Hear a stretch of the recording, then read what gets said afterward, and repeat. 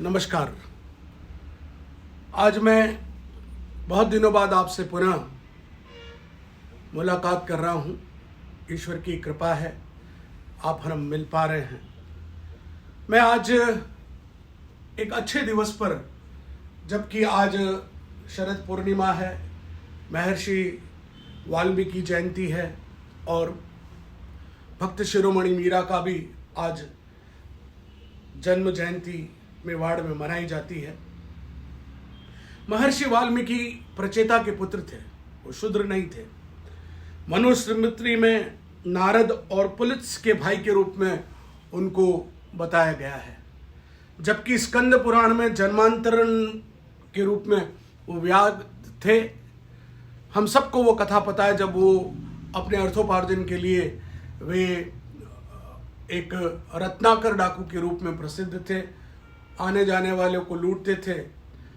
और जब सप्त ऋषियों ने उनसे मुलाकात करके उनसे बात की और उनसे कहा कि आप इस तरह जो ये कर रहे हैं, कि आपका परिवार इसमें सम्मिलित है, परिवार के पास जाते हैं और वो बना करते हैं, तब उनके जीवन में रूपांतरण होता है। और उनसे कहते हैं इसका अब हल क्या है, तो वो बोलते हैं कि राम शब्द, राम का जाप करो। वो कुछ मंत्र नहीं बोल सकते, तो वो बोले मैं तो मरा मरा बोल सकता हूँ, राम तो मुझे आता नहीं, कि मरा ही बोलिए। मरा मरा मरा मरा बोलते हुए राम शब्द की स्वतः बोला जा सकता है। अतः कहते हैं कि वो इतना तप और जप किया कि वो एक बांबी के रूप में उनके शरीर पर पूरी बांबी छा गई और वे उसी में से राम नाम जपते रहे और वहीं से उनका आत्म साक्षात्कार होता है।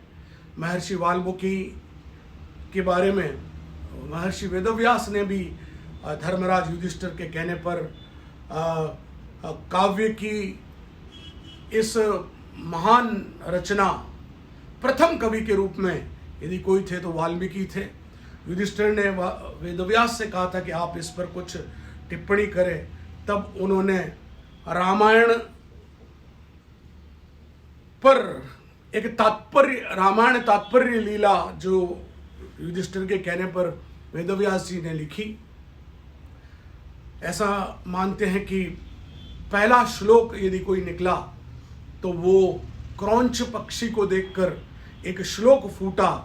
वो श्लोक, क्रौंच पक्षी प्रेम लीला में व्यस्त थे, तभी उनको देखकर महर्षि वाल्मीकि बहुत प्रसन्न हुए।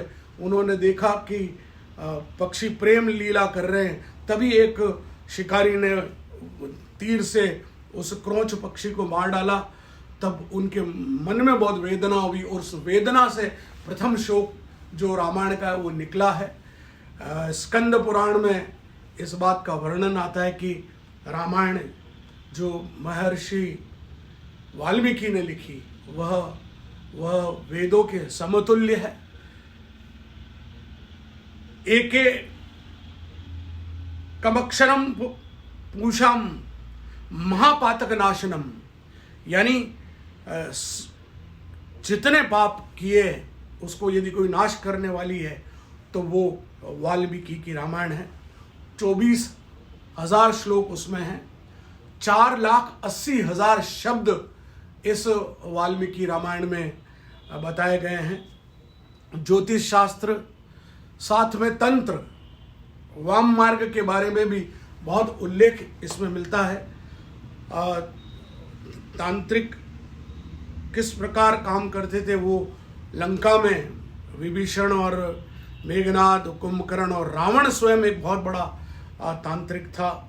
हम सब जानते हैं उसके जो 10 मुख थे वो तंत्र की देन थे। हम ऐसा मानते हैं कि वो 10 मुख बन जाते थे तो वो तंत्र है। तंत्र और मंत्र अलग अलग है।